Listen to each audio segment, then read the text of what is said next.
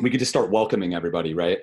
Yeah, and we just got to make sure our audio and everything is working live. Hey guys, welcome to the live stream. We want to make sure that everything is working. So if this thing's working for you and you can see us, leave us a comment. That would be fantastic. I can see a bunch of you guys are already on. Welcome everybody.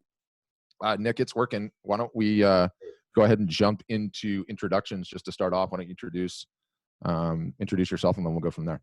Yeah, so I'm Nick Friend. I'm the CEO and owner of Art Storefronts. And my name is Patrick Shanahan. Thanks, this guy. I can see she says good here listening. I run the marketing department here at Art Storefronts.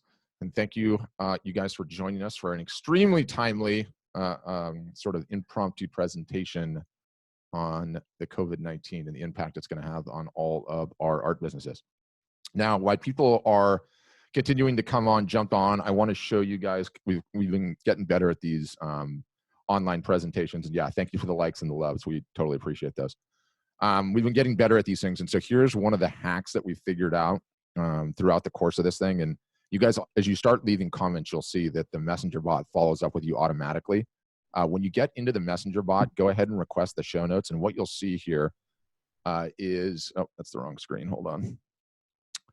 What you'll see here is we're using Notion, which is this program, to do real-time show notes. And so anything that we mention, any links, any follow-up resources, any funny things that we go into the broadcast, our team's going to be populating this thing on the fly, but it's sort of live like a web page already. So if you want to go ahead and get a copy of it, you can do that just by leaving a comment at any point in time during the course of this thing. And instantaneously you'll get this thing, and then we'll just continue to populate it as the show goes along, and you'll have the links in there. Each guy, see what you're saying there. You're not getting any links in the thing yet. It sometimes the bot's just a little picky. It should take a second, or we might just be stitching it up right now. So you might have to leave a second comment. But anyway, the link will be in there, and it'll be good to go. So on that note, Nick, I think we're ready. We're gonna get into, Nick's got a bit of a presentation that he wants to start off on the top with. So I'll let you, Nick, go ahead and run with that. And then afterwards, I'll have a little presentation, and then absolutely we want to open this thing up for comments.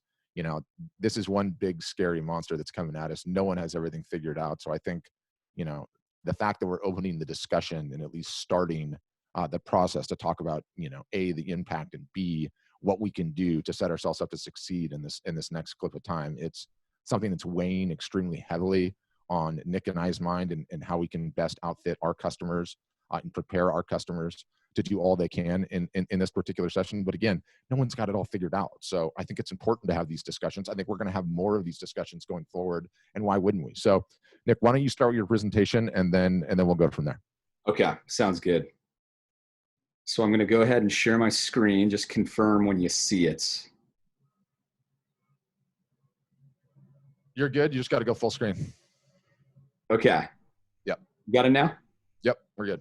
Okay, perfect. Where is that? Okay. Hang on, something is, okay, there we go. How to prepare your art photo business for COVID-19. Okay. So let's just kind of go over the high level view real quick, guys. So uncertainty is our current reality. I'm not telling you guys anything you don't know. There's a lot of uncertainty going on. Nobody can say for sure how long this will last. But business owners need to prepare for the worst while hoping for the best. As a business owner in this situation, being proactive is going to be the key, guys. You got to be on offense, and you've got to move quickly. Get ahead of it, right? Don't get behind it, get ahead of it. This is a great playbook for any recession scenario. That's why I'm sharing it with you. I've personally been through 2 recessions, which were the 9/11 and the financial crisis. And this playbook works, okay? And it definitely applies to where we are now, whether this is a short-term thing or whether it's a long-term. One of the most important things that you can do is move fast and quickly, and don't get behind, all right? So we've got to understand how the market is going to change around us and start adapting immediately as soon as we can, all right? So let's take a look at how the market's going to change. So social distancing is what's going on right now. That's what the government is encouraging. And it means that people will be forced to stay at home. All right. So you have to think about what's going to happen if that has to happen for a longer period of time, right? So overall, physical retail is going to get hit very hard. That includes art galleries. But just to give you guys an example, I was in downtown Austin this morning, and it was like a ghost town. I've literally never seen it so empty. There are restaurants that usually have lines out the door, and they were literally empty. So I saw it with my own eyes this morning. So this means that no festivals, shows, and retail foot traffic will be reduced, right, in general.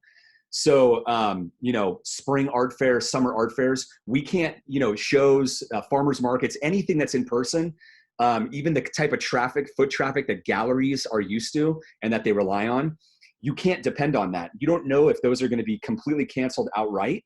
But even if they do become allowed, I think if we all kind of project forward, you can probably see that consumers are likely to still have fear, which means attendance is going to be limited no matter what.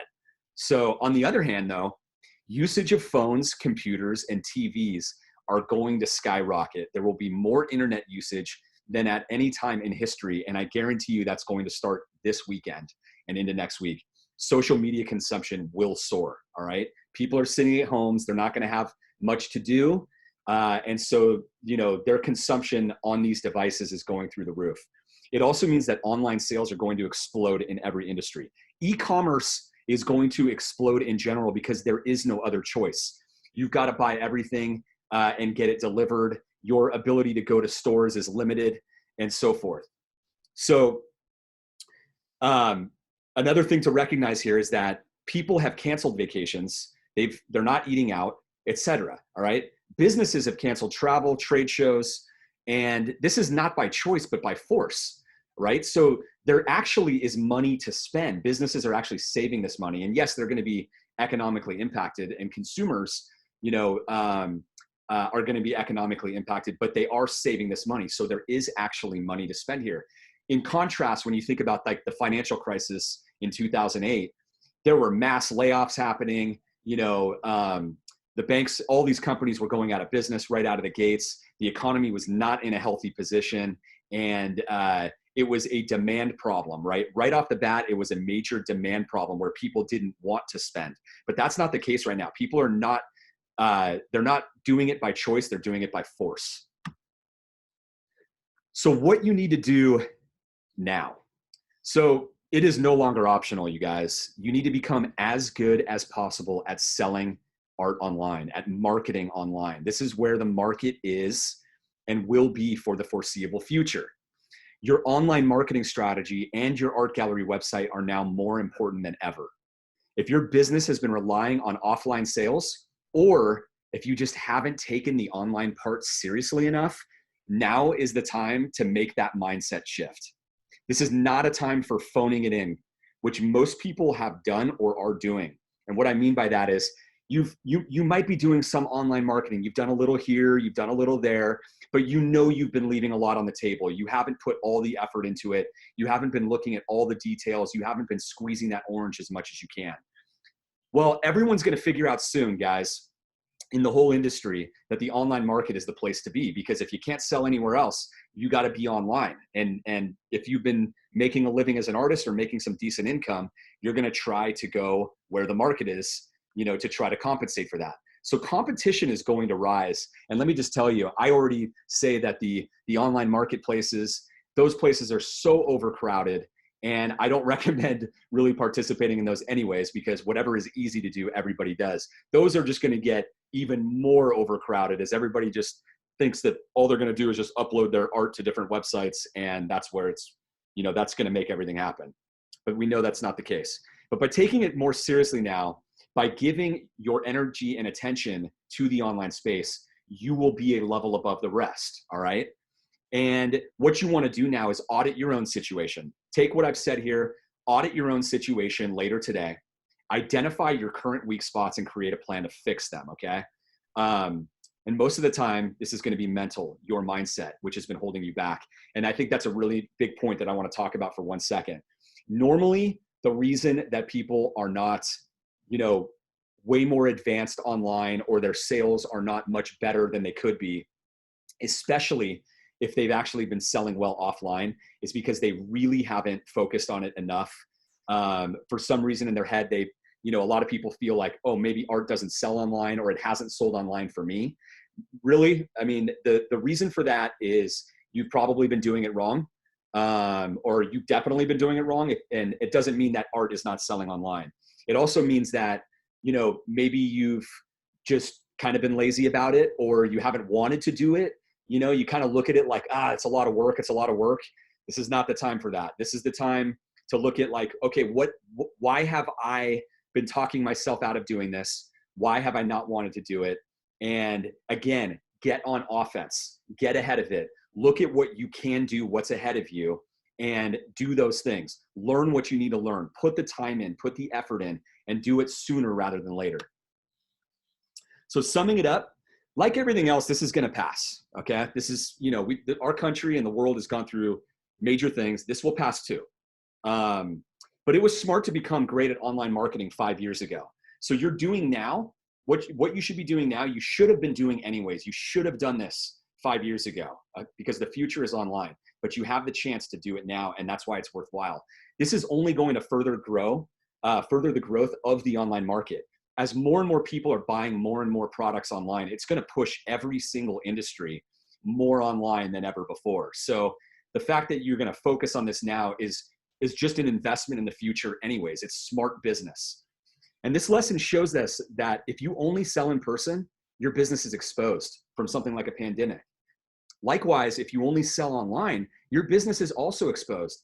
A mass computer virus. Just imagine if, like, some scenario in the future, guys, where some country releases some major computer virus that infects every server, Amazon Web Services and all of our computers, and everybody's afraid to turn on their computer because something's going to happen. They're going to get hacked, or they can't do it. It's going to break everything. And all of a sudden, computers are down for 3 months or 6 months. Like, just think about this. Things like that could happen, even though that's, a far out scenario. But if you were exposed online, then you would have big problems. So it's a good thing to have diversification.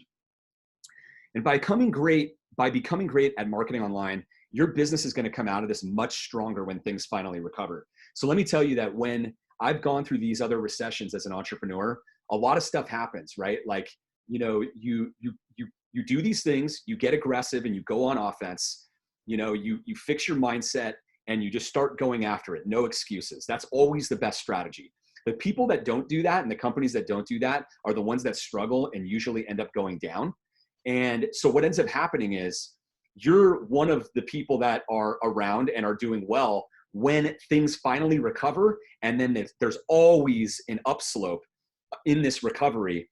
And what ends up happening is your business does extremely well. So you're going to be very well positioned once things actually recover. And that's it. Thank you, guys. I know everybody's probably feeling a little weary. So Pat, if you want to talk about this for a second, give your comments, or we can go right into taking some of the questions. Yeah, let's exit full. I've got some stuff that I want to present, but in the meantime, here, if it's a side by side, let's deal with a couple of the questions. Good, that's moved over. So yeah, so Marcina says, it's already begun. The Santa Cruz Art Museum canceled an art show. I mean, that's just happening absolutely everywhere.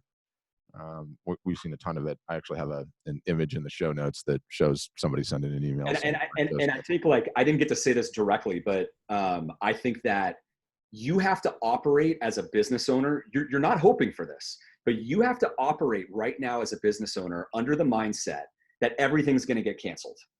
Everything in person is going to get canceled, or it's not going to perform like it did.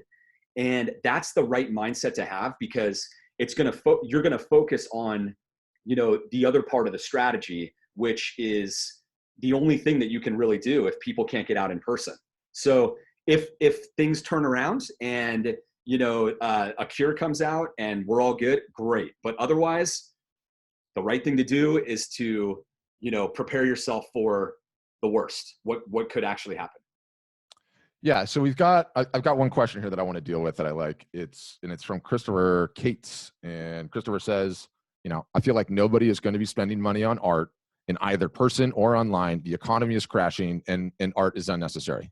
Well, Yeah, well, let me deal with it. So Chris, I totally get the sentiment. There's so much FUD, right? Fear, uncertainty, doubt, which is like a term from the Bitcoin community, which is kind of fun.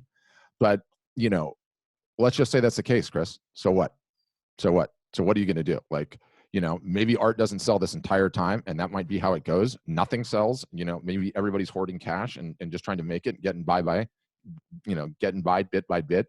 But you have to look at what opportunities this presents and how you can best set yourself up. Because the last thing you want to do is just hoard yourself in your house and not do anything and just say, throw your arms up and say, "Woe is me." Like, I think everybody is terrified about that. But what we're going to get into and what I'm going to get into in short order is really like, what opportunities exist.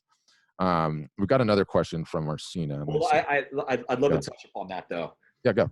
So for those of you who don't know, I'm the founder of Breathing Color, which is a manufacturer of fine art canvas, fine art paper, photography papers, and other types of products for high quality printing. I started that company in 2003, still in business today. And we went through the 2008 recession, and we grew through it by doing what I told you guys, to have the mindset that I told you guys today.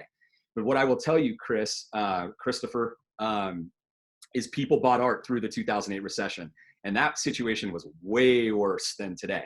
So if they bought art through that. But what I will tell you is, I think people got more deal sensitive.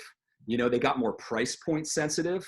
And actually, the truth about what happened, the interesting thing about what happened back then is that was the catalyst of where art sales really moved online in a big way. And it's only natural to understand why, because people were on their computers and they didn't have as much money and they wanted to buy, whatever they needed for their homes. Like, self-image is a very important thing. People will spend a lot of money to protect their own self-image and look good.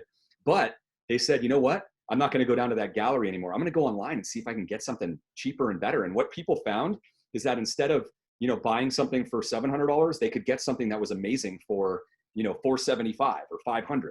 And so the people that were positioned to capitalize on that did extremely well. And we had a very unique vantage point at Breathing Color, because we were selling all of the canvas papers and these products to the printing companies, to over 30,000 printing companies, right? All over the world, and especially in the US, I think 20,000 in the US. So when we saw people complaining that, hey, the art market's gone, it's left, I was like, what are you talking about? Like, art.com sales exploded, and this company's sales, and this company, and this company, and this photographer and this artist who's selling online and is doing this. So I started seeing that the volume was shifting from offline over to online. And that was an amazing thing. It's actually part of the reason why we started this company, because we saw that there wasn't a big enough focus on the future of the art market, and artists and photographers being equipped to be able to participate in it and compete in it. Yep, that's good feedback. And we have a ton of other questions, but I want to get into a little bit a setup that I have that I just want to roll through quickly. And I would say, there is so much uncertainty. And again, the FUD, the fear, uncertainty, doubt, right? What do I always talk about? I always talk about attention. And, I'm 41 years old. I've lived through and remember quite vividly 9/11. This is rapidly approaching that event in severity. And perhaps, according to many metrics, it's probably already past it, right? So we talk about attention and, the attention landscape out there. It is about to be a completely unique situation in every single solitary person's on this call's life. Work, school, sporting events, trips, everything is getting canceled. And so all of us are going to be home way, way more, with way less to do and occupy our time, way less distractions. And so I think, what does that all mean? It means all of us, a lot of us, are going to be spending a ton more time on the internet. That means computers, laptops, iPads, and iPhones. And so, fundamentally, as artists and photographers, business owners going forward, our number one job is going to be understanding that, like, perhaps the most drastic time in history and in all of our lives, everybody is going to be on the internet and browsing the internet. And so if we can make sure that our exposure is as advanced, as saturated as it could possibly be on the internet and the social media sites, and by extension, which we'll get into in a second, I think that sets us up in the best position. Other than that, the uncertainty is just incredibly extreme. Now, one thing I want to pivot to which is a little bit of housekeeping and, you know, somewhat scary too, I would say, right? But immediately fears start to come up about, you know, what about the internet? Like, this many people have never been on the internet at one time ever. Like, it's going to be crazy to think about what's going to happen. So what's going to happen to your broadband speeds? You know, Congress is already working. AT&T is ramping up their things. Congress is already trying to say, like, no bandwidth caps, no data caps. And so what always happens in these situations is your signal strength gets a little crappy, right? And you're trying to figure out what's going on, or if your internet's broken, or what's happening. And then you try and visit websites, and sometimes websites are just spinning and spinning and spinning. And you're like, well, what is going on here? So 2 pieces of tradecraft I have for you that I think are important. And a lot of people forget about this. And again, you know, these are in the show notes. And so if you're watching this and you haven't left a comment, if you leave a comment, the bot will send you this link and you can have all these things. But the first thing I want to show everybody, incredibly handy website. And they're always changing the design on this, but it's called Down for Everyone or Just Me. Okay. Down for Everyone or Just Me. So in this little clip of time coming up, sometimes you never know if a website is down, or if your website is down, or, you know, some other website that you're on. And so I put a bookmark to this site, and you can just put in any web address. Okay. And you just say, okay, Just Me. And what this does is it immediately goes and pings it with their technology from a couple of different servers. And it says, is CNN.com down right now? It's just you. CNN.com is up. So that's one key piece of tradecraft. Your own website, others' websites. You know, if you're on a site and it's just like not loading, you're like, is it my computer or is it something else? Great site to bookmark. Everybody always asks us all the time, like, my website's down, my website's down. You send them this link and it's like, no, it's not. Your website is actually up. So it's super, super handy to have. That's just one individual piece of tradecraft. And then the other one, I also have a link for this in the show notes, but if you just open up a Google search and you type speed test, Google's got their own speed test right at the top of this. And so if you're sitting on the internet and you're like, oh my gosh, this thing's down to a crawl. Do I need to go reset you know, my router and modem for the 300th time? You can just come right in here and click run speed test, right? And this thing instantaneously tells you what your megabits per second are coming down. And then conversely also, or additionally, I should say, what your upload speed is going up. So a super handy thing to have. I mean, you can see I've got some screaming fast internet, don't I? I'm quite pleased with it, actually. I get the AT&T fiber to my house, which I'm very lucky about. So those are 2, I would say, just, you know, good pieces of tradecraft to know about. And to have in your arsenal. And again, both are in the show notes. So if you want to go ahead and get them, you can get them that way. But I want to finish sort of on the track that I was saying. So, you know, we're in this dumpster fire of a situation. There's so much uncertainty. But the most important thing that we can do is just make sure that our brand, our message, and our art, which, let's be honest, art and photography is going to be a welcome respite during this time of boredom, right? Like, everybody's going to want to see art and photography. And it's going to brighten everyone's day. So there exists, you know, I don't want to say opportunity because it's a crisis. It's a terrifying time, but there exists an opportunity for us to understand what our digital footprint is, how we can double down on what's working, how we can add more, and how we can start fishing in additional ponds, so to speak, which I kind of want to outline and go over, you know, over the coming weeks. But let's get into a few more of the questions because we've got a bunch of them. I'm just going to start at the bottom and go up. Jeffrey wants a demo of Art Storefronts. We'd love to give you one, Jeffrey. We're not going anywhere. Thanks for the optimism, says Kent. With the background, I can capitalize on this. Love that attitude. That is absolutely the American attitude, right? It's like, what can we do to capitalize this and like really, really get going, you know? Okay, we got one from Steve Cruz. It says, I'm just getting started and haven't made any sales yet, but I'm taking this as an opportunity to adjust and pivot so that I'm in a good position when things changed, or when things do change, I should say. I lost my place there for a second. I have nothing left to lose, but really need some in-depth critical thinking to find imaginative and effective strategies. I need to know how to integrate my blogging with my promotions. I'm media savvy, and that I know how to create images and videos that engage. Can I schedule a meeting with you or Patrick to discuss my ideas? You're technically you're in one now, but yeah, you definitely need to get on the next customer call. Yeah, you need to get on the workshops, the live workshops where we're giving you direct one-on-one help. We've been doing them every week for the last 2 to 3 weeks, and we're going to be doing them regularly. So Steven, since you're a Art Storefronts member, you're good to go. Yeah, so get on the next one, and you can talk to both of us directly on a call just like this. Not comments, but literally we will plug you in here and unmute your mic so that you can talk, and we'll just go over everything, and we'll hash it out. Yep. Nick, I've got another one from Cynthia Decker. Is a good one. Do we bring up the COVID issue with our social media email followers? Is a brief statement or acknowledgement and well wishes a good thing, or should we stick to promoting art and not talk about it at all? I tend to avoid current events with my followers, and I like to be, a kind of a break from all of that. But what's your recommendation? You And know, I can start if you like. go ahead. Yeah, so I would say, like, I looked in my email inbox yesterday, and did you guys see yours? Uh, I'm not Tons. kidding, Oh, 27 emails with COVID-19 in the yeah. subject line. And hey, let me tell you, I can put the mirror right in front of me because we sent one the other day with COVID-19 in the subject line.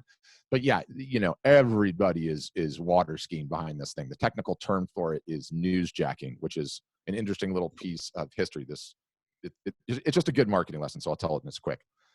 This guy, David Meerman Scott, coined the term. But you remember when the Chilean miners were stuck in the ground? Do you remember that story? Was it called like the 33, like Los 33 or something like that? So some guy at Oakley found out or thought in his head, like when that crisis was going on, like, oh my gosh, very good chance these guys get out of the mine. And if they get out of the mine, their eyes are going to be so sensitive to the light that they're really, they're going to need some sunglasses. And so he got on a plane, got down there, gave them all free Oakley sunglasses. They sent all the Oakley sunglasses down in the hole. And then when those guys emerged, right, one by one, they're wearing Oakley. And this was like one of the greatest marketing coups of all time. And this is where this term newsjacking came from. And so you're taking your brand, your story, and you're inserting yourself into the news, which Oakley did. I mean, the amount of free PR and brand ID they got out of that was just insane. It was insanity, right? So you're going to see every outfit and their brother currently jacking the keywords, trying to newsjack into the story. So to answer your question, Cynthia, there's no wrong or right answer to it. Like, you can a little bit, you can try just about anything, I would say. As long as you're doing it tastefully, I don't think it matters. I agree. I don't think there's a right or wrong there. What I would say is that, like, this is a really, like, it's an amazing time to think about what your romance strategy is, and like the pieces that might resonate at this time. Cause you think about it, like, what's everybody going to be doing? Like, I know what I'm going to be doing. I'm going to be spending my kids. I've got 3 little girls. Their school is canceled. I'm going to be spending a lot of family time. I'm going to be, I'm going to be doing a lot of family stuff. We're going to be thinking about things like, reflecting probably.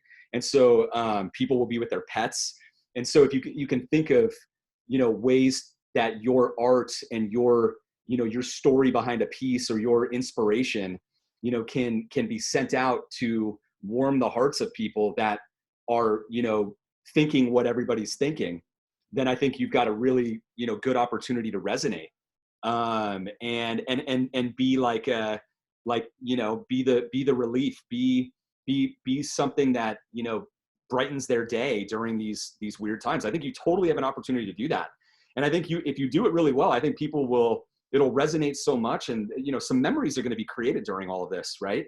And some lasting memories of, like, times that we're all spending with our families and things that happen. And, I can totally see how art ties into that. Another point I want to make too is that, like, I have a family vacation, like, every year that we go on right when my kids get out of school, because you only got this window of time until they're back in school, right? And yeah, so you're in Texas too, and it's spring break, right? Like this week or something. Spring break is next week. So we were going to go somewhere, but that wasn't our, like, end of year vacation. We had a wedding to go to in April, right, back in California. And then we had our own family vacation that we were going to on the East Coast planned for May, right? And all of this has been canceled, all of it, right? So you're talking about, I've got 3 kids, and going on vacation is not cheap, right? It's like to do a nice, like, 2-week vacation or something like that. That's going to cost no less than $10,000, right? And you have to realize that, like, that's gone, like, that's done, all the plane tickets for going back to California for a wedding, gone. Hotel room, gone. Like, there is so much spending that can't happen. And I imagine that that's happening to everybody, right? Like, all these trips got canceled. Like, friends of mine who were going on spring break next week that their kids go to my school, every trip is canceled. So you think about that, and it's just an interesting spot because there's all this weird stuff going on, but money that normally is being spent is not being spent. Like, I heard somebody talking about how, the NCAA basketball tournament, right? The effect of that and people not going to Vegas and all the gambling that goes on. And I was like, I don't know much about all of that, but it's like, there's so much like not spending that's going to be happening because sports are not playing, or, or things get canceled like the NBA season. So we don't know what this means. We really don't know what the impact of that is, but it's a unique scenario that hasn't happened before. But I just say, like, stay in tune with it, Cynthia and everybody else. Stay in tune with like how people are feeling and like what consumers are feeling and what's going on, and just try to brighten their day. Like, add value. If you do that and that's your goal all the time, you're going to be in a really good position. Yeah, so I've got the perfect follow up to this. Oh no, I got to restart it. So I don't know if you guys have seen this, but this has gone viral and it's being called the Wuhan Shake. And so, Ari, can you play with the virus or use it in your taglines or whatever else? Everyone keeps talking about it. Look at how funny this is if you haven't seen it.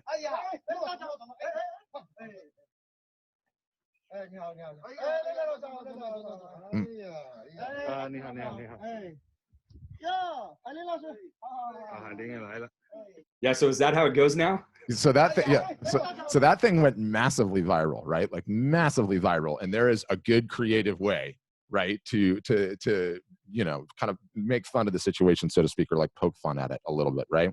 But I see a ton of people. Oh no, I lost my place. Bear with me a sec. I see a ton of people that are doing it creatively like that, and I totally think you can, and I totally think it's awesome when you do that, because like you can either let the adversity get you down or not, right? I hope, did we just lose our live feed? Let me see.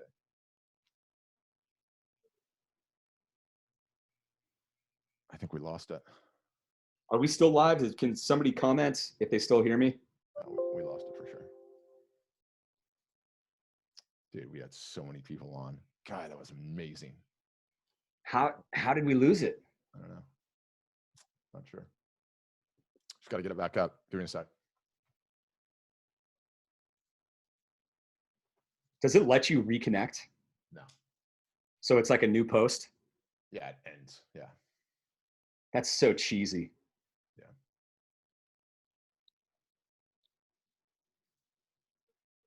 It's just how it goes, though, dude. For every single solitary person that tries to do this, like, you get smoked. You just get smoked. Dude, that's the record, bud. We had like 105 on at one point in time.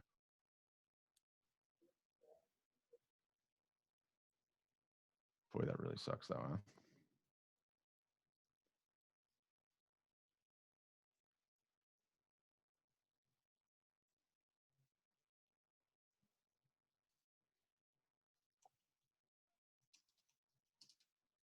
All right.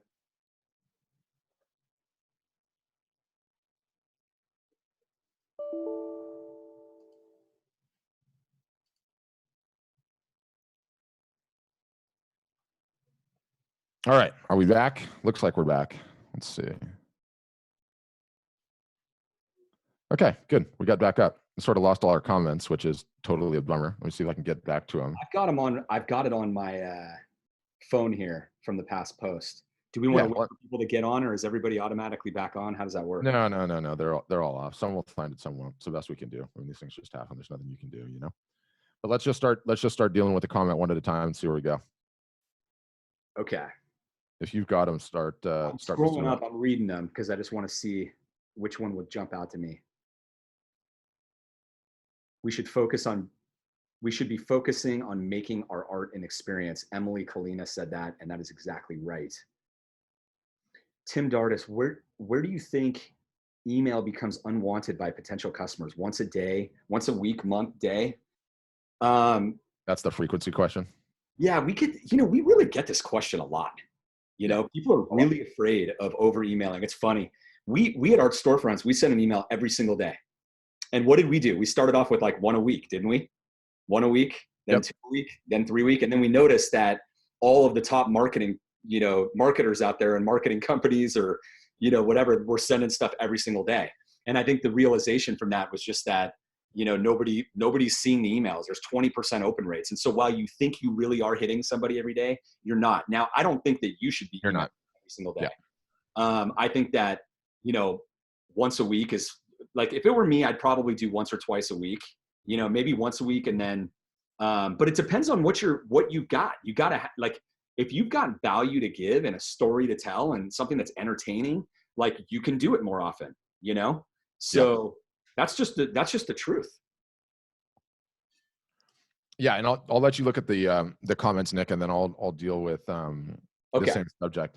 You know, when you have a small email list, it's different than when you have a huge email list, right? You know, your small list is probably a little bit more intimate than a bigger list would be. But the tendency that we all have, and you know, I'm more guilty of this than anyone, is operating under the fallacy that everyone is seeing the emails that you're sending and everyone is opening them. No one is seeing them. No one is opening them. They don't know that you sent too many because they have not seen them, period. And that's the way that it goes. Like the way that email marketing is in today's day and age, it's too saturated. The channel is fully cooked. None of us have enough time to see every single solitary email. None of us have enough time to read every single solitary email, not in the slightest. So you almost, as long as you're providing some level of value, cannot email enough. I mean, you could send email 7 days a week and it would be totally fine. Some people would unsubscribe, but guess what? Those people are never going to buy anything from you anyway. Yep. So it's just one of these like mental models that we get stuck in, that we think everybody is reading everything. And it happens all the time. It happens, you know, with us in content. It happens with you in art. Like I can't post this photo again. Everybody's already seen it. No, they have not. Nobody's seen it. And it takes like training to get to the point where you can like start operating like that. But that's just kind of how it goes. Like here's a good question, right? Yeah. When is the last time that we ever looked at what our unsubscribe rate is? A long time. I have to say maybe 5 years, 4 or 5 years. Like before that, you know, you kind of cared about it a little bit, right? You watched it. But once you get over this hump and you understand that those are the people that are never, ever, ever, ever, ever, ever going to close and never buy anything, and it doesn't matter, then you realize, like, get them off my list. In fact, the truth is, when you have bad people on your list, it can actually hurt your score with like Gmail and other email clients like these days. Isn't that true? Oh yeah. Oh yeah. So it's like, don't worry about people who don't want your emails. Like, you know, get them off. Like, let them unsubscribe. It's not a big deal. Tim asked on here, this is a good question. If you had to pick just one online marketing channel at this time, what would it be? Facebook, Instagram, email, other? And what I would say, this is a great question for you, Pat, but what I would say off the bat is that it's a good question because I know a lot of people are thinking this, but it's the wrong question. It's not the right, it's the wrong, you don't pick any of those. It's because a marketing strategy that works encompasses all of these things to get the attention of people, you know, to do follow-up marketing and bring these people to a close over time. They're different. They're just, people are on their phones, they open their email, they're different areas, and you have to be in all of them. Yep. You know, it's hard to say. Like, if I truly had to answer the question, you know, it's different for different folks, right? Like sometimes there's diehard communities to one particular platform that would better suit your art, and sometimes there's others. There's arbitrage, this, that, and the other. It would be the one that you are the best at. So if I had to pick one, I would say, which one are you the most equipped to storytell in? Are you really good at Facebook? Are you better at Instagram? Whatever one it is, that's what I would go all in on and double down on. Right. So that's like, but email, you need to do anyway, right? So like you're saying, like one social media platform if you had to, and then, but email, it's not that or email. It's like pick one social media platform, but you're doing email too. Yep. That's exactly what he's asking. So it's a good question. And I know like a lot of times people's mind goes there, but it's a little bit off. Definitely not Twitter. I just saw that. I'll switch here. Yeah. I mean, here's the thing, Tim, if I think you're an Art Storefronts member, if you are, just follow the art marketing calendar. We created it. You know, we're telling you exactly what to do and where for the most part. And that's where we believe the best ROI is. That's where we believe the arbitrage is. So follow it. It tells you what to do every day. That's exactly like, that's where I'm at today too. Like with our customers who have been doing online marketing, you know, and following the art marketing calendar for the last year or two. I'm speaking to you like right now, where it's like, if you haven't been following it verbatim, now is the time, right? If you've kind of been phoning it in, right? Like you're like, yeah, I do some stuff, but I haven't really followed it all. That's the change that you need to make. It's not any more hard, like it's not any harder than that. That's the change that you need to make. Do everything on there, take the time to learn it, calm down, have the patience. You're gonna have the time. Take the time to build these skills now and learn this. You're going to thank yourself. Whatever the roadblock is, the mental mindset that you had, tons of people have it. So you're not different than anybody else, but get over it today and just do these things. It's all right there for you. We're trying to make it as easy as possible. Yeah, and more people are starting to pop back onto this thing, which is great. I'm sorry, you guys, that we went out. I don't know what happened. That's the nature of live streaming, extremely buggy process. John Lechner says, email is the key, but Facebook is the best possible returns to bring in emails of all the platforms. I wouldn't disagree with that. It's certainly been our finding, which is not to say you can't rock Instagram if you don't know what you're doing, but those are the two big ones. I certainly, Tim, would not be worrying about Twitter. Do not worry about Twitter. That's just not a good platform. You're picking from one of the two big dogs, which is either Facebook or Instagram. But anyway, thanks for the questions, guys. Keep them rolling. And I would say big picture that whatever you're doing, whether it's on Facebook or whether it's on Instagram, we know this opportunity is coming up when, for probably the greatest time in our entire lives, more people are going to be online, more people are going to be on their phones, they're going to be on social networks, and they're going to be bored. So really, it comes down to output, right? Like in a vacuum, all else things being equal, just doubling your output is a huge win. If you can double your output, if you're just posting once a week to Facebook, post twice a week. If you're posting 5 times a week to Facebook, do 5 times a week and start doing some Facebook Lives. If you're doing 5 posts a week, you're doing Facebook Lives, well, then start doing some Facebook stories and stitch it to your Instagram stories. Whatever you can do to pump up the volume, you are going to essentially have access to more attention, more eyeballs than you've ever had access before. And so I think, a lot of people, rightfully so, are saying like, well, what about sales? What about sales? What about sales? We don't know yet. Art might sell in this period. It might not sell at all. If it doesn't, it is what it is. There's nothing you can do. You can't change that. What's the next step down on the ladder? Fill up your funnel. Fill up your funnel and get as many qualified leads into that funnel as you can, and use this as an opportunity to get people onto your list. And I think it's a great time for hand-to-hand combat too.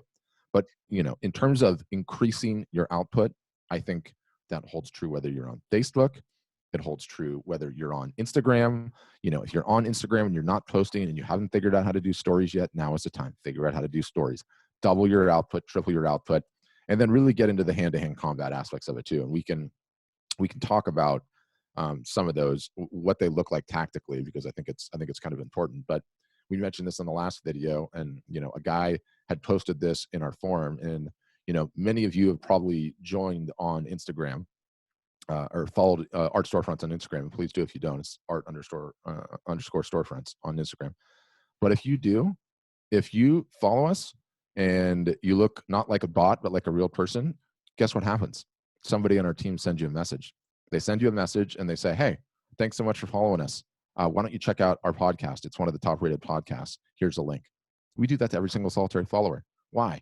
Because that hand-to-hand combat is so incredibly and powerful. So I talk about increasing your output. There's these opportunities to do the hand-to-hand combat. So over this period of time, being that you're going to have so much extra time, being that your phone's going to be in your pocket at all times, every time you get a new Instagram follower, I want you to send them a direct message and say, hey, thanks so much for following me. It means the world to me. If you didn't know already, my newsletter is one of the most incredible ways to keep up with what I'm doing, see my latest work, see my process, see all those types of things. If you'd like to join, here's a link. You can get that little text snippet, put it in notes if you have an iPhone. You can copy the whole thing, go into Instagram, and it's just reply, paste, reply, paste, reply, paste. It doesn't even take that long. And so that is an additional opportunity to, rather than just output, add some layers of sophistication to capture the attention in the venue that we're in. And I think another critically important one. Yeah, that's a great point. And on that note, like I'm going to up the ante a little bit right there, that the email subscribers that you get, send every one of them a personal message from you. There's another one too. Yeah. Not automated. You should almost have no automation in your art business. I just want to get this out there. There is nothing that drives me crazier when I hear people say, how do I set up an automated abandoned cart? And I sit here and I go, I'll go look in their stats and they have like 3 abandoned carts a week. You know what I mean? And in this game, in this art game, right? When, like the game is is personalization, right? And personal touch, and having a connection with your customers and your audience members. Everything should be one-on-one. I mean, if we're getting, I don't even know, 275, 300 subscribers a day, you know what I mean? I don't even know how many people we're getting on Instagram a day, and we're doing hand-to-hand, one-on-one. And Yep. we're not in that type of a business, but you guys are in a luxury type of business, any way you slice it. And you can go hand to hand on every one of these things and build a connection with every single subscriber, every follower, and you should take advantage of that and do that. The same thing goes with the unsold carts. The right strategy on the unsold cart is when one of them happens, you don't send them an obvious automated email. You send them a personal email, you know, that, and you might even look up where they're at. You can do that by taking their email address. Sometimes you just paste that right into Google, and like it'll pull up that person's Facebook page or Twitter or Instagram page, you know, and you can use that sometimes to find out where they live and where they're at. And it's like, oh, hey, you know, I noticed you're from there. That's a beautiful area. Thanks so much for subscribing. You know, I really like to find out, like, you know, where my people are from and why they like my art, or what, you know, what connects with you. Anytime you want to chat about it, I'm more than happy to do that. You know, and like you can come up with something there, but when it comes to the unsold carts, you should ask them, like, you know, how, like, what else have they been looking at? Is there any questions that you can ask? Like, can you help them make a decision? But make a connection, you know, and that's what's going to get these things over the finish line. And we have seen this many, many times. In fact, you have podcast interviews on it with some of the Art Storefronts members where people have done that and they end up selling 2, 3, sometimes 4 pieces, you know, out of that one. So take the opportunity to talk to these people. You can totally do it. It's totally doable. You're not playing a volume game here. And so don't behave like a volume company just because you've seen automated emails from them for unsold carts. Like, don't fall for that. Understand that you are playing a very personal game, and the more personal you take it, or the more personal that you get with it, that is your advantage. I have a video up on YouTube that I did that says the customer experience is your trump card. You guys have to really understand this, because you wonder, like, sometimes people ask me, how do I compete with art.com? How do I compete with Fine Art America and these prices? I say, you don't. That is a very cold, the coldest buying experience you could ever have, right? There's no one there. It's like a Costco, right? There's just so much competition. It's a race to the bottom in terms of pricing. And it's so cold. There's no warmth to it all. There's no romance. There's no connection. You literally need to be the exact opposite of that. Don't ever ask that question, how do I be like them? How do I compete with them? You're not trying to compete with them. You're playing a different game. Your game is customer experience all the way through. And if you get that and you really play that card, you're going to have a great business. All the people that are selling well on our platform are doing that, like, 100%. So if there's one takeaway, if you're not doing that, like, make that change and do that, because they are all doing it.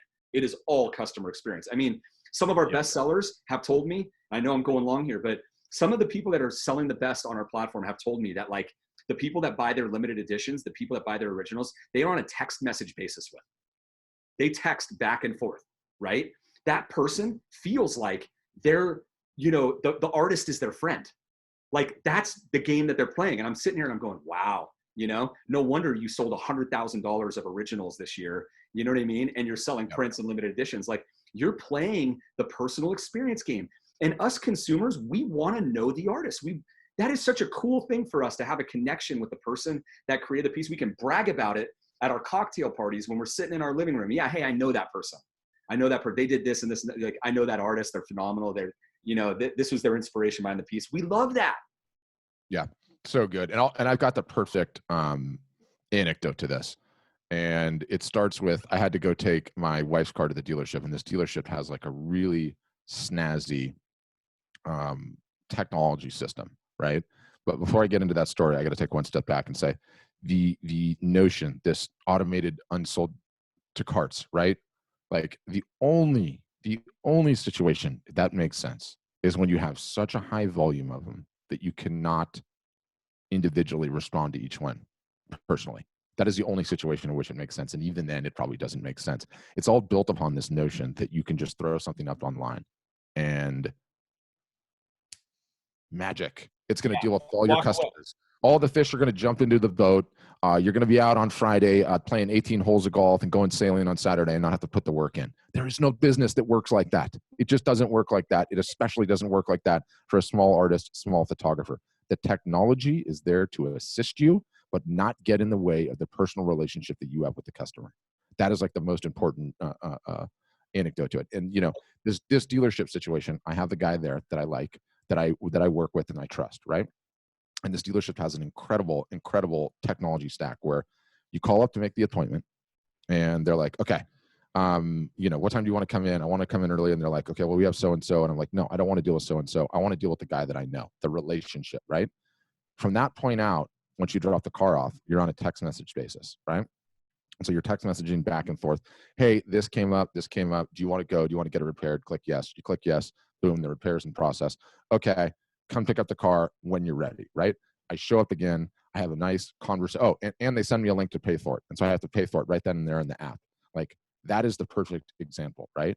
I have a relationship with this guy. I trust this guy. I want to talk to this guy. I want him to explain to me what's going to happen to my car. He sort of tells me when the dealership's trying to yank me on this or that. And I have that relationship. The technology is there just to make the transaction seamless and easy. That's what your website should be. That is absolutely what your website should be. But under no circumstances should you be allowing automating things that are the most important thing that you have going on. Unless you're making 300 sales a month, no. Go hand-to-hand combat. And I think here's a point that crystallizes it. I see the people, the photographers and artists that are selling $200,000 or more a year on our platform. They don't have enough unsold carts. They don't either. Yeah. They don't either. I see exactly how many there are. They don't even have enough. It's not even that much work. So it's even when you're at that level, it doesn't make any sense. And even when you're at that level, people really want to talk to you. So the value of you sending them an email out of the blue to introduce yourself and make that connection, mind-blowing. Totally mind-blowing. Yep. Ishka says she's been spending like $300 a month on ads, right? And obviously right now is just an extremely uncertain time to be in ads, right? Like Nick and I are talking daily about what are we going to do about our ad strategy. And there's no playbook and there's no one can tell you what the right idea is. All we know is that the majority of attention right now in this very moment, and this I think pivots back to the virus situation for a second. Right now, we are in utter, total, and complete uncertainty mode. No one has any idea what's going on. No one can tell you what's going to go on. There's no playbook. There's no history modernized to where we are now that explains what's going to happen. Sometime after this, though, is like when the quarantine thing's going to happen. And that's when the attention, I think that's when the opportunity to really share a ton is. So I would not be spending any money on ads. I would shut my ads off entirely if I were you.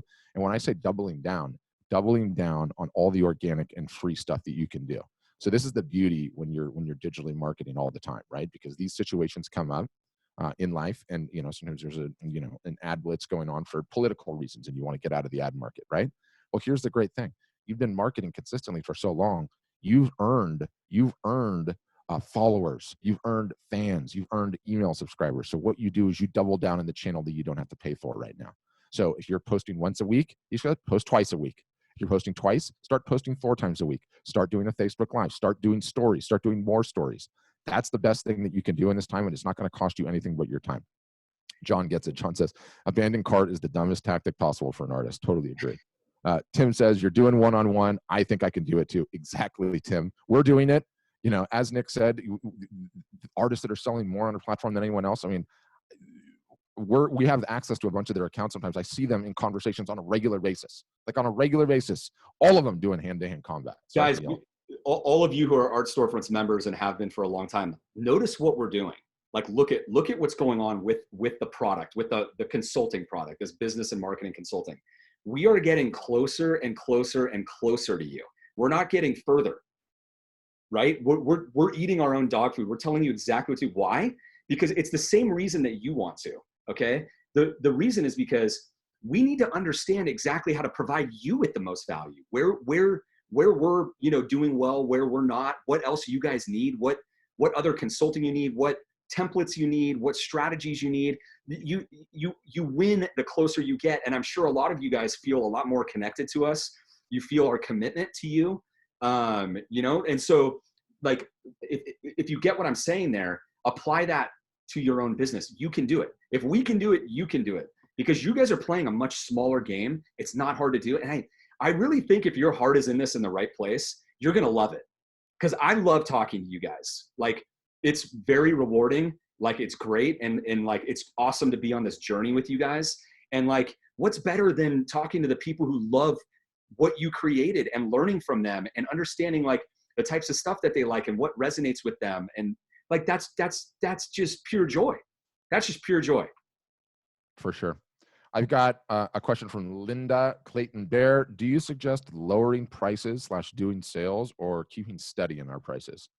I've got an answer on that one too, if you like. You know, what I would say is, I think right now at this moment, you know, to go back to what Patrick was just saying is, we are at like the height of the panic right now, right? So like right now, like we all gotta chill out for a couple of days, like do some social media and things like that, no problem, right? But like shutting off your ads for a few days. We're at the height of the panic because there's not a lot of information. That's the problem. Okay, so the markets are going crazy because the information is like, it's all over the place. That, you know, the prime minister of Canada's wife just got it, and Tom Hanks got it, and more of these stories are going to come out, and more things are going to get canceled. And people are like, what's going on here? What's going to happen? I have no idea. You know, the supermarkets are getting raided, right? Everybody's in a panic. But what's going to happen here is that in a matter of a couple of days or a week or 2 weeks, whatever it is, more information is going to come out from the government, you know, about the real numbers, the testing, and what's going to happen. And if as soon as any good information comes out, the market is going to rally very quick, because, you know, the more doomsday that people think things are going to be, the worse the market's going to get, and the more people are going to be panicked and scared. But as soon as some certainty comes into play, like if you haven't looked at what's going on in South Korea, take a look at it, okay? Because South Korea, their numbers are like, they've gotten their whole thing under control, right? And so if you're actually in South Korea, it's gone from panic mode into like, whoa, like we got this now. You know, like the rate of infection has significantly increased, and they've done it through social distancing and testing, right? Which is what our country's trying to do right now. And that's the right move. And so they've totally, what they're calling, flattened the growth curve. So as soon as people feel like, okay, wait a minute, we're going to get out of this. And yeah, it's going to be like a 3-month, like, you know, problem for a lot of businesses, but we're going to get out of it. And then people are going to be like, well, you know, the economy was pretty strong beforehand. Companies are well capitalized, like they have cash on hand. They're not like on the brink of bankruptcy. And so, and they're not like heavily loaded in debt. And so, you know, things are probably going to pick back up again. So we're just at a specific time right now where you probably want to take your ads, you know, turn your ads off and things like that until there's some more, you know, information, until people like, you know, grasp this better. And I think Terry Gray asked a question here, and I'm not trying to, it just relates to this. She said she launched a giveaway yesterday and thinks it was tone deaf because of the big news. Yep. And I think it's just bad luck. It's totally true. But Yep. I think for those of you, for those of you following the giveaway playbook, and if you're running a new one, but I know that we're already, according to our marketing calendar, right in the middle of one right now. The things that you want to think about are, how can you tie in a giveaway? Maybe you can, like, to the current problem, maybe you can donate a part of the proceeds, or maybe you donate another print, a second print, right, to, you know, a facility where people are affected. Or, I mean, there's something that you can do there that is not tone deaf, for sure. And make it a good cause, and make it something that brightens somebody's day, the person who wins and the person who gets it. You know, maybe you give away a print to, you know, or you give something to the facility where people are in the ICU. I don't know, but there's a way to do this to tie it in. Yeah, and I would say as a follow-up, you know, when you get your car washed and then you're pulling out and a bird craps right on the hood, that's essentially what happened when your contest timing. There's nothing you can do about it. These things just happen.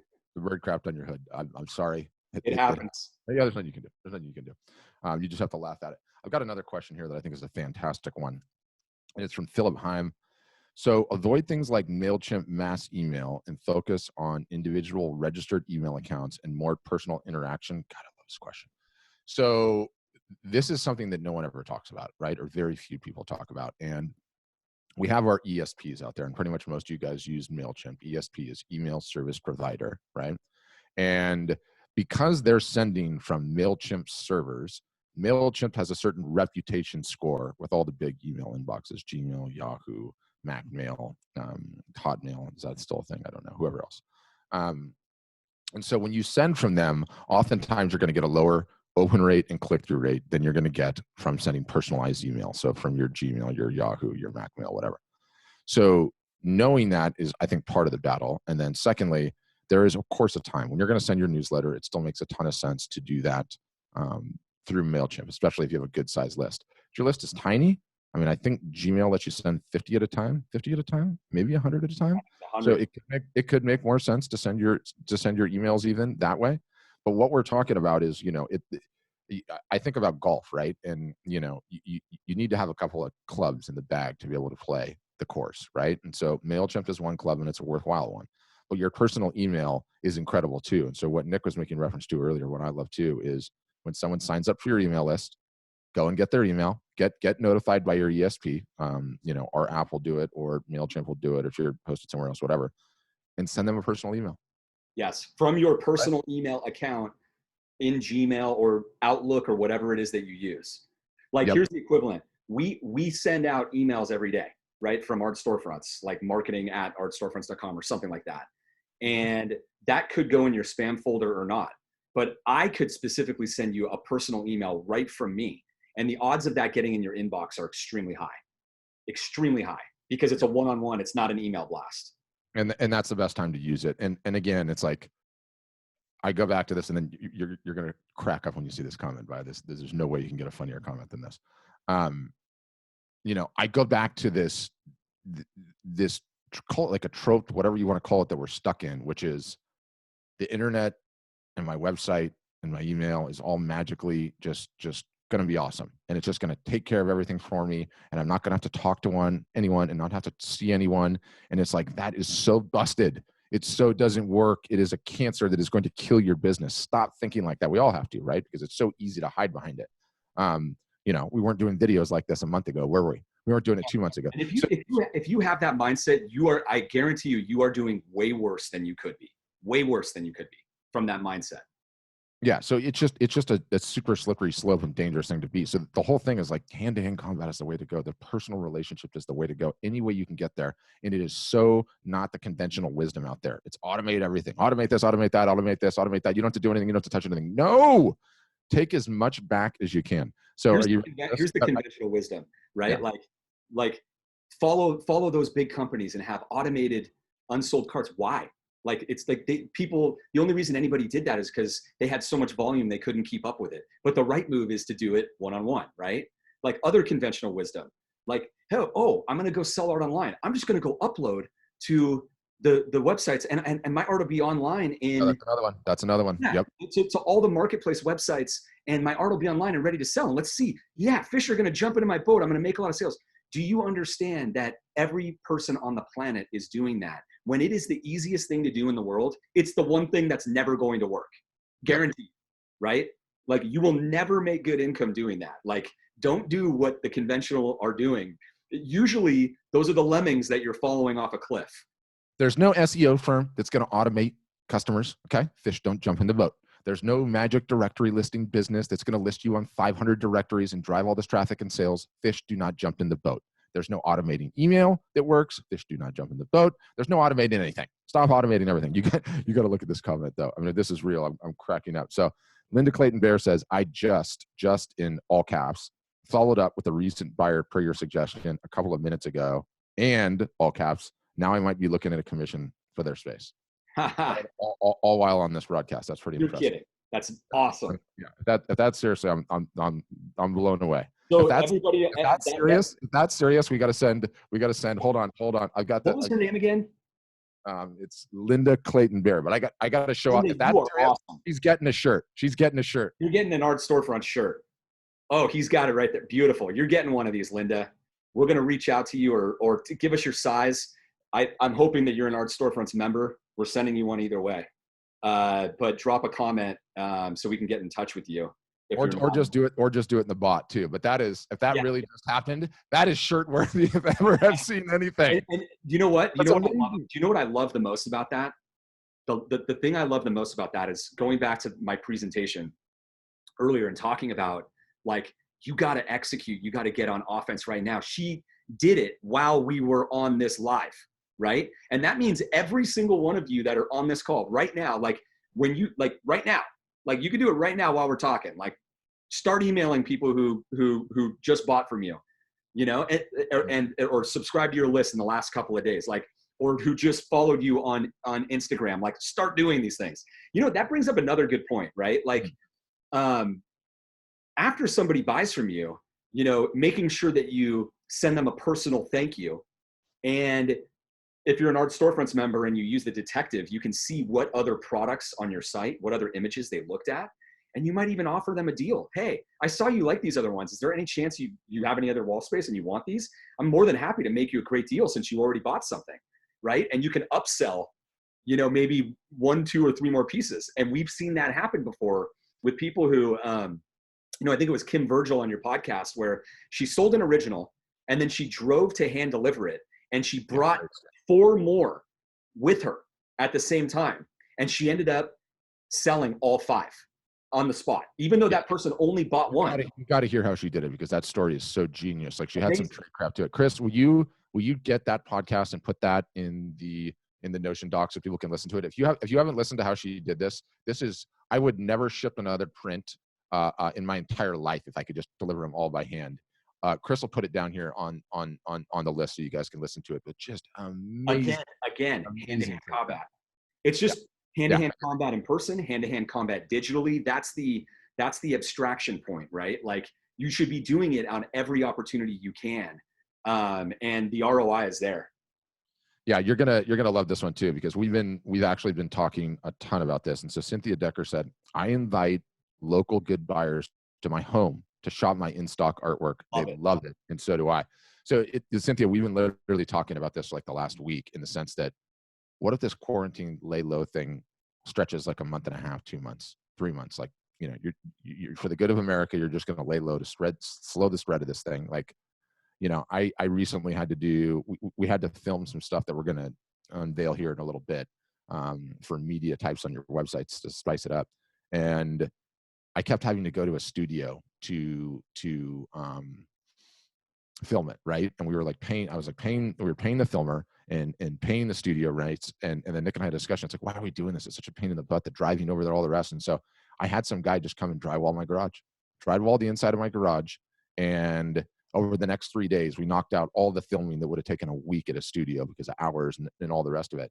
And, you know, getting the ability to do like your own individual art show in your garage just for fun, have a little wine and beer, you know, get some beach chairs out on the driveway and make it a thing. Like, that could be a really good quarantine hack, right? That could be a good hack, period. I love that.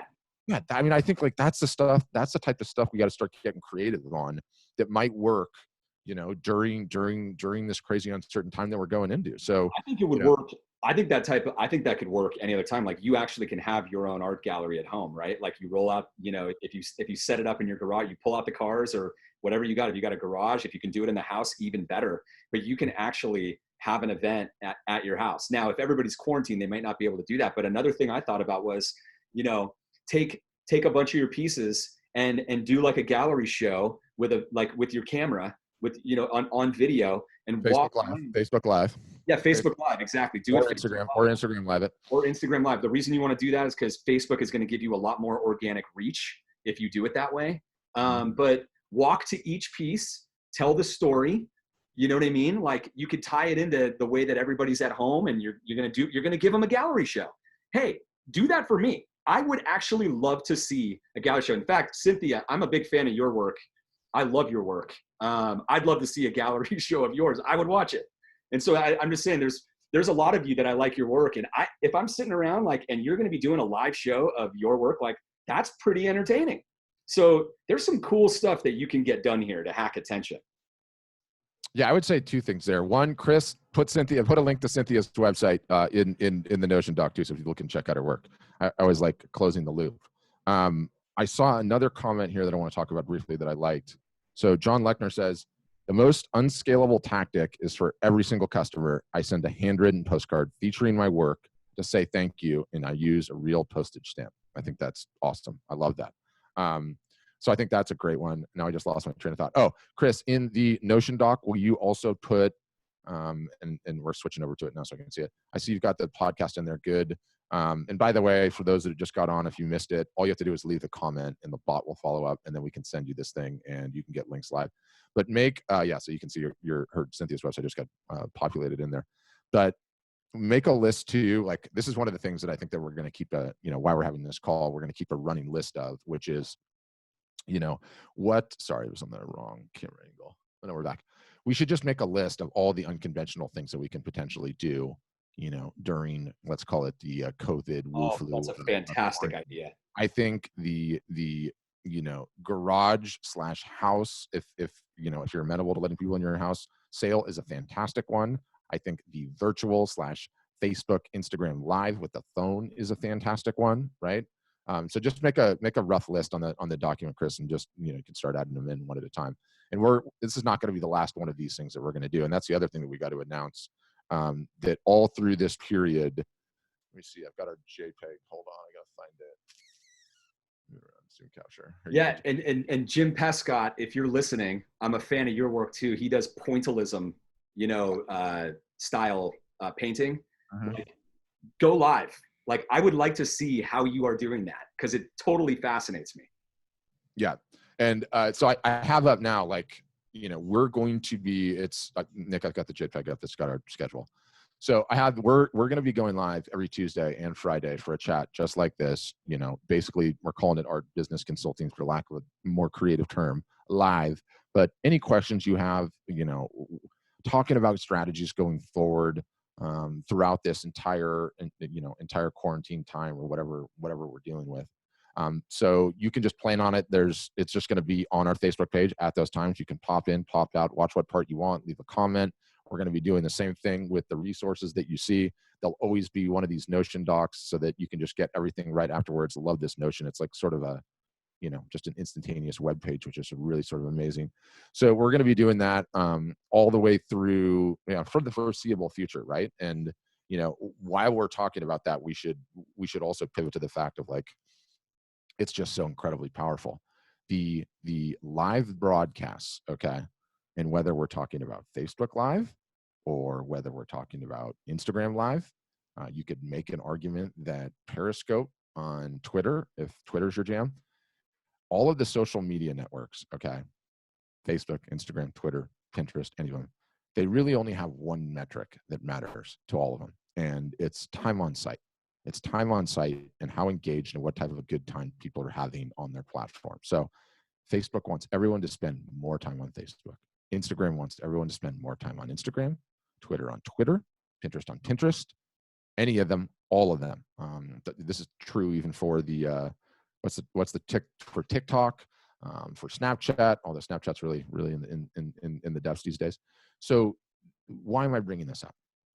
One of the ways that you win on social media, okay, is you get your oar and their oar in the same boat, rowing the same direction. You do that, you get the addition of not just your oaring, but their oaring too. You get going much, much quicker. And so if we know that Facebook and Instagram is going to favor and wants to see nothing but ways to keep people on their platform more, there is no more powerful hack right now that exists than these live broadcasts. And let me tell you, we practice what we preach. We're on one right now, right?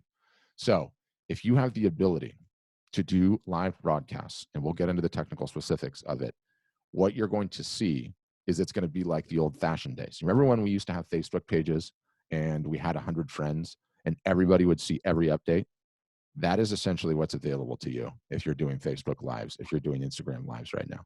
Now, I know what you're saying, like, you see this one that we're doing and we've got these fancy transitions and we're switching camera angles and everything else. Yeah, we've got a good tech stack here, but let me tell you, all you need is a cell phone. That's it. You don't need anything else. The cell phone is probably the best way to do it because it breaks the least, right? Like, this stream broke halfway through already. So much for our fancy technology. So if you're an artist, this could be live painting. If you're an artist, this can be, you walking through your house and showing your favorite pieces and talking about it. If you're an artist, guess what? You're the brand. So it could just be you being goofy, doing whatever you like, but make it alive and have it run for a while. If you're a photographer, this could be Facebook allows you to essentially go live with your computer, no extra equipment whatsoever, and it'll record your screen. So you could be editing an image, talking about your process. You could be doing an interview. You could be doing just about anything. And so as we talk about, we're going to have extra bandwidth during this COVID-19 thing. We're going to need to double our output. We strongly recommend considering live, doing an Instagram live, doing a Facebook live, as much as you can. Because what you're going to find is you're going to get a ton of people staying on the platform longer than they would, and you're going to get a bunch of free mileage out of it. It's just an incredible technique right now. Yeah, and don't worry, like you don't have to like announce that you're going live and like have a bunch of people come. Like you can certainly do that if you want to, but Facebook will continue to show your live post and say so and so was live. You've probably seen that with us. Like after we finish today, it's going to be in your notification thing. Saying that it'll probably be in your feed as well. So don't worry about that. Just go live, like do something cool, entertaining, and let it roll. Yeah, that's it. Wonderful hack though. Beck says, and yeah, Beck was on the call last week. What's up, Beck, by the way? She said, when people ask to see my gallery, I say yes. And then I walk them into my house, do a gallery walk. People can see the art hung in the different rooms above the furniture. She serves wine and does a studio tour. I mean, absolutely awesome. Brilliant. Absolutely brilliant if you can get away with that. And I think Beck said her husband went out of town and came back and she just had her art. Oh, I love it. I love it. I mean, that's just good. That's what you got to do. I love that. I think that's such a great idea. Like, why would you don't need a retail store. Yeah. At your house, people will come, especially when you're building leads directly, right? Yep. You have an email list and you start building a list. Like that's all that galleries have anyway. That's all it is, right? Yep. So you can email your people directly once you're building and building and building, and you can have a wine and cheese event at your own house with all your art there for all your insiders, and you get special deal and you'll get to see, some special new piece that you got or whatever it is. Like it's a great idea. Would you not go to one of those? Like if there was one in your neighborhood, I would absolutely go. Oh, you kidding me? If the beers I would totally go. Are extremely cold, I would be there. You know what? This brings up a good point too, which I'm going to go on a rant here, and it's coming. But what percentage of our customers have the Upload store ready to roll? I have no idea. It's small. Will you tease what it is, and then let me go into the tactical? I would say it's probably around. No. Explain the concept, and then let me do the tactical. Explain the concept of what it is. Feature. So for those of you who don't know, like our whole history, like we at Art Storefronts also have had this upload to print technology because we had to build it because, photographers and artists have to upload their files, their high resolution files, and those files have to be analyzed, for quality, aspect ratio, all of those things. And so we had to build like very sophisticated upload technology, right? And then we also had to build, the way to get these things printed and delivered to a print shop. So we actually have had, a couple hundred fine art printing companies and photo labs on our platform using our upload to print technology for years. Big companies doing millions and millions of dollars a year on our platform using this. And so what we recently did was we thought, hey, we've got this feature where any consumer can go to your website, upload their family photos, pet photos, whatever it is, and buy prints, right? And so we started talking to a lot of the Art Storefronts members, and we found that the vast majority, very, very many of them, are getting asked, from time to time from customers who buy art from them or friends and family, like, hey, can I also just like, can you print this of my family, right? Can you give me a nice canvas print? Like you've got like really nice prints, what you're talking about. Like I want something that's going to last. And so there's clearly an opportunity there. And the market for like family photos and all of that stuff is just so big. It's the biggest print market by far, right? So what every like photographer artist doesn't understand is that the way that we consumers look at you is like, you're the expert. We don't know about this stuff. Like you take it for granted, but somebody will say like, 18 by 24. And you're just like, I can't even get that size in my head. What are you talking about? Right. Or you take for granted like a metal print. Like, what does that even mean? Nobody even knows what that means. They don't know what the back looks like. They don't know what the side looks like. And so you are actually an expert in your domain. And so the question is, you know, if you want to, how much can you leverage that and, you know, and grow your fine art business and add different streams of revenue? So we opened up this feature to the artists and photographers on our platform. It's on the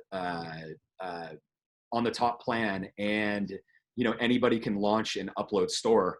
And right now we're in the middle of building out all of the email templates and all the stuff that we normally do, the marketing playbook for all of it.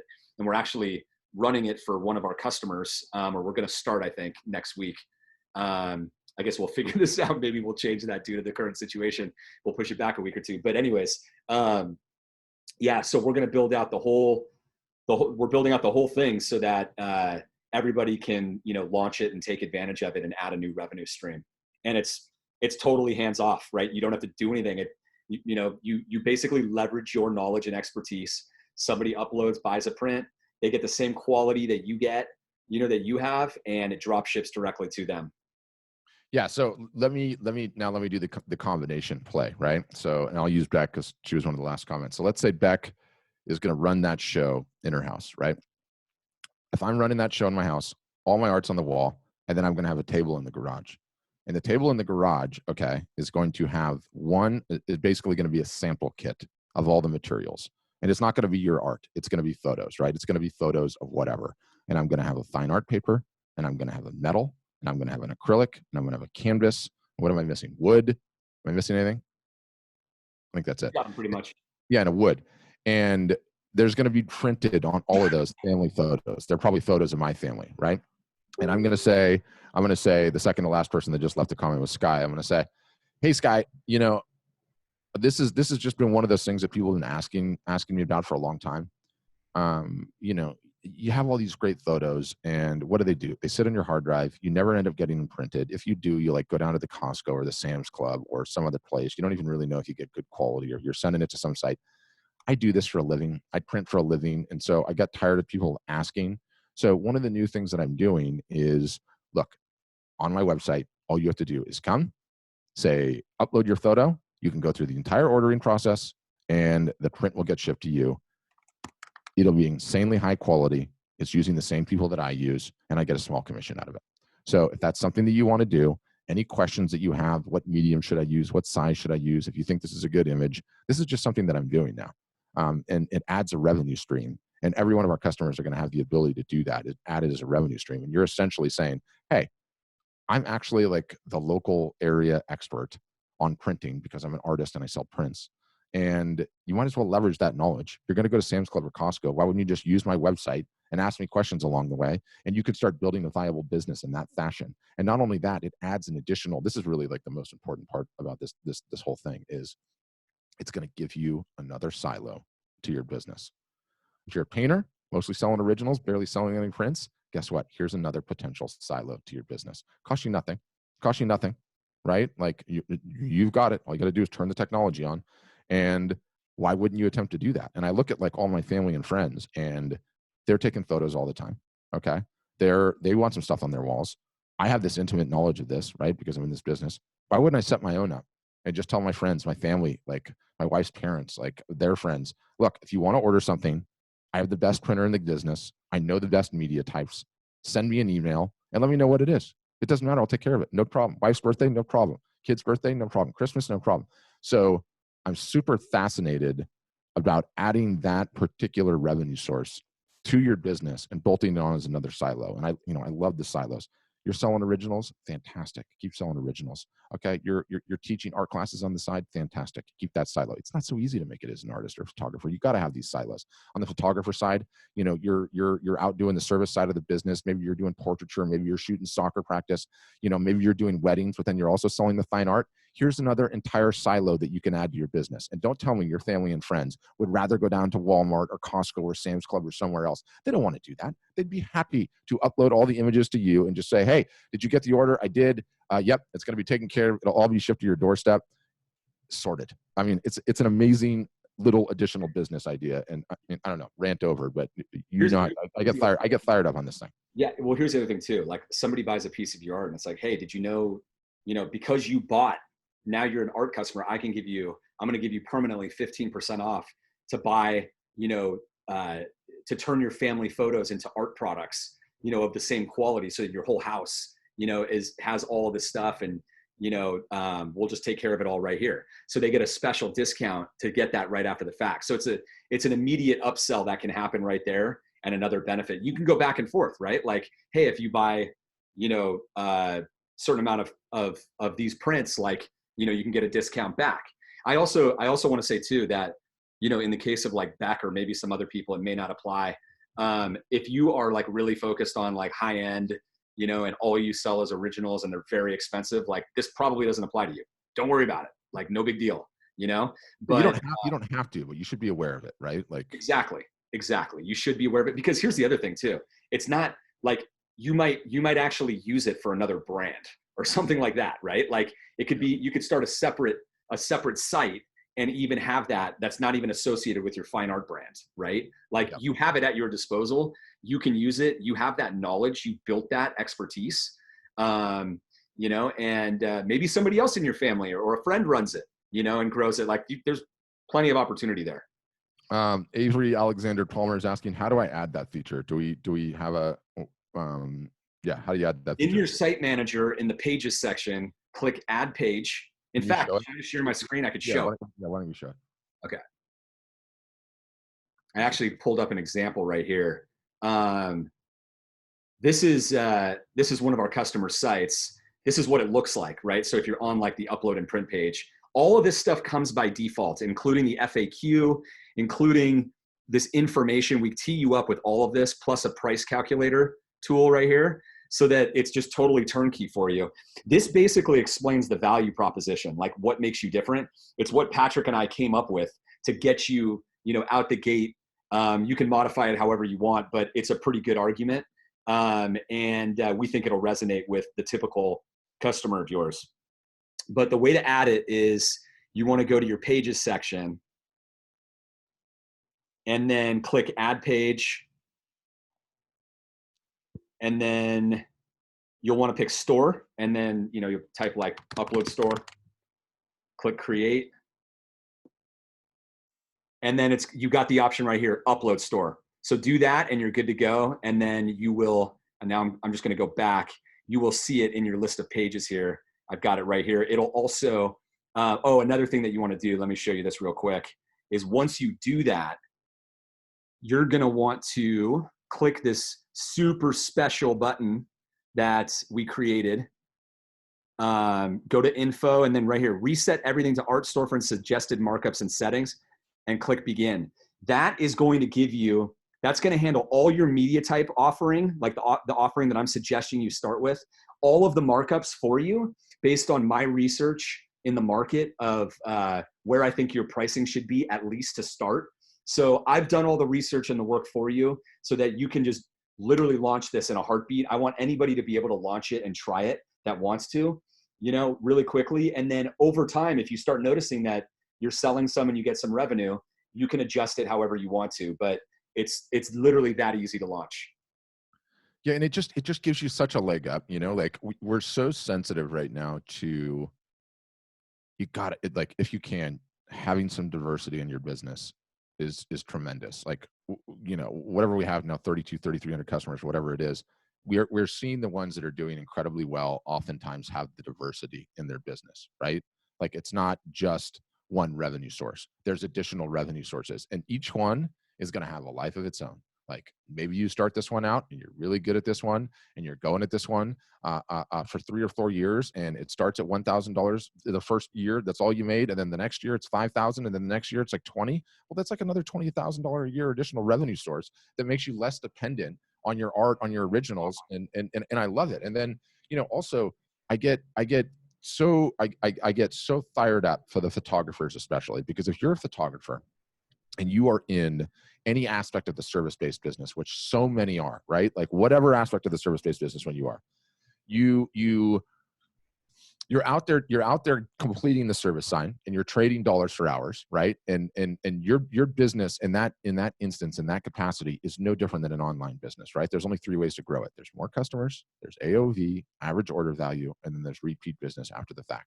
Well, if you're getting paid $500 for a shoot or $1,000 for a shoot, and all of a sudden you have a table with all the media samples on it, you can now show all these various different media samples to the people that are sitting there waiting while you're doing the portraiture session or whatever you're doing, and just say, by the way, if you ever wanted to order any of these, I have the ability to give them at a great discount with a reputable printer that I know. No one really knows what any of these things look like. Let me show you what acrylic looks like, okay? And show them how acrylic hangs, and show them the thickness of acrylic. Here's what canvas looks like. Show them how canvas is ready to hang. Show them metal. Show them a paper print that's framed, right? Show them wood. Show them all these things, and just say, like, look, we just did this shoot as an incentive for the shoot. If you want to place an order, I'll give you an additional 20% off. But you have to order today if you want to do that. No biggie either way. And then just shut up. And it's like, if you're going to do how many different shoots, I mean, I always use this example of, like, my peer group here where I live, we all use our buddy's wife to do these sessions, and their sessions are coming up all the time. She does like an Easter session, she does like an around Halloween session, doing these things all the time. And she's never selling any prints. And she'll line up a location that she knows the light, and she'll get her little window, and she'll stack like 20 of them in either day or whatever number. And it's like, if she just had the ability to show these media samples and say, if you wanted any of these things, okay, if you wanted any of these things at any time for your kids, you can order, here's a special right now, and then have an assistant helping her. Like, the AOV, the average order value that she would get out of each client would be insane. And then guess what happens? All you have to do to establish a foothold in this business is to make you be the guy or the gal. Oh, he's the Prince guy. He's the Prince gal, right? The next thing you know, anytime anyone needs an order for whatever reason, hey, where did you get that thing? Where did you get that thing printed? It's amazing. Oh, I use such and such. Like, that's it. Like, this has the potential to be a huge revenue source. It really does. So super, super fascinating. Yeah. For some reason, you're not showing up on the video on the post. It's just you're sharing your screen still. No, I'm looking on my phone at the live post. I'm watching it. So there it is. It's just showing my video and my screen. Yeah, there it is. I think so. But anyways, yeah, like to here's the point, right? Look at this. Like, these are my kids. I could buy this for my wife right now with a frame, right? Yep. On the spot, just like that. Beautiful, done from William K. Stidham as an artist, like, quality product, the whole thing. It's beautiful. Yeah. Okay, let's get back to some questions. Done. Let's see. Oops. Yeah, it's so funny. Beck says, like, she saw her tax guy last week. He had photos of kids on the wall. Like, there you go. Like, there's just and here's another thing to tell you guys. Like, I might just do something totally rogue right now. I'm gonna walk with my laptop to make this interesting, right? Yeah. Because what I've been using for years and people don't know much about is metal signs, like, dye sub metal, these metal prints. Mm-hmm. You can actually turn them into, they're like beautiful business signs. Like, look at that right there. You see? And what are you saying? This is metal? Metal. It's just a metal print, right? So you take the logo. I mean, if you want to have a really nice sign at your booth at an art fair, or if you're going to work with it, like, the reason I brought it up is because businesses need these, right? Mm-hmm. And so there's so many cool things that you can provide to make extra money. And metal prints are amazing. Like, they're great for signage. Just gorgeous. Yeah, just beautiful. Like if you have a metal sign of your logo at a booth at a trade show or at an art fair, it's like, this is a quality outfit. I mean, it looks really good. There's some questions here. So it's only available with graphic for right now. It's not available with Day, I'm assuming. Is that the case? The upload to print feature? Yeah. Yes, that is true. However, it will be available with Bay in a few weeks because Bay is moving on to Fulfillment 2.0. And by the way, on that note, a little update from the fulfillment partners. No, virus specific update. So this is important, right? The what? Like virus specific. Yes, virus specific update about the fulfillment partners. I talked to both of them in the US today. And as of now, there are no disruptions for production. But they, like everybody else, is kind of on a wait and see basis and one day at a time basis. One day at a time. Yeah. Graphic told me that they actually are only doing production 4 days a week starting next week, because they are taking Friday, Saturday, and Sunday to do full sanitization, and they need 3 days to do it, which is pretty cool. They're taking that pretty seriously. Yeah, so there's no disruptions yet, but we will let you guys know. So good. Yep. And they got to all be down on volume. I mean, this is just, you know, I like that we're you know, we're doing business as, right? Like keep calm, carry on, the old British motto there. But you know, it is crazy that we're in this just, you know, sort of terrifying time. Okay, in terms of questions, do you guys have questions that you still want to get answered? Anything is fair game.